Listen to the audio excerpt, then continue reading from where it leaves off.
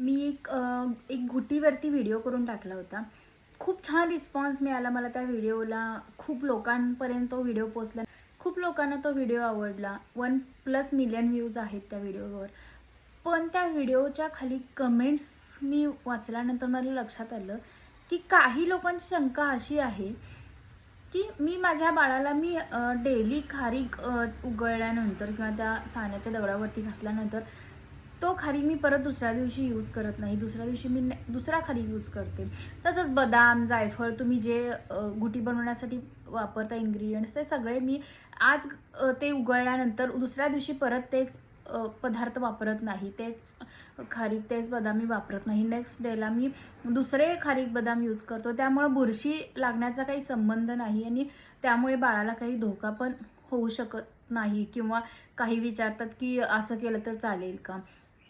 हे ठीक आहे की तुम्ही उगाळून घातल्यानंतर ते परत रियूज करत नाही त्यामुळे बुरशीचा काही संबंध नाहीये.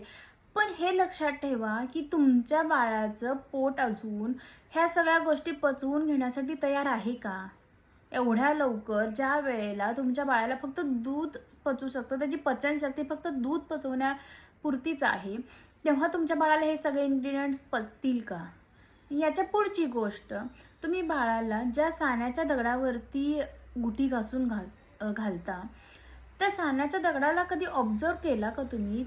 तो दगड लिटरली तुम्ही घासून पूर्ण प्लेन झालेला असतो. त्याचा जो खरबरीतपणा असतो तो कमी झालेला असतो.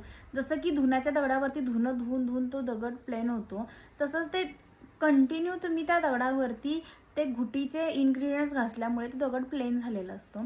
त्यामुळे होतं काय की ते दगडाचे जे कण आहेत ते असंच उडून तर बाहेर जाणार नाहीत, तर ते दगडाचे निघालेले जे कण आहेत ते घुटीसोबतच तुमच्या बाळाच्या पोटामध्ये गेलेले असतात.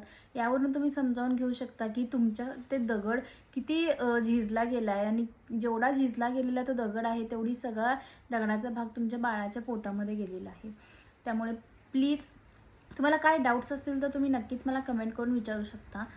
पण चुकीचे कमेंटिंग करणं पण बंद करा, कारण त्यामुळे काही आई जे आहेत ते कन्फ्यूज होत आहेत आणि म्हणतात की मग ते त्यांच्या बाळाला कुठे घालतात, तर मग माझ्या बाळाला पण चालेल का? तर हे सगळ्या गोष्टी लक्षात घेऊन मग कमेंटिंग करत राहा. आणि घुटी घालणे अजून पण मी सांगते की चुकीचीच पद्धत आहे.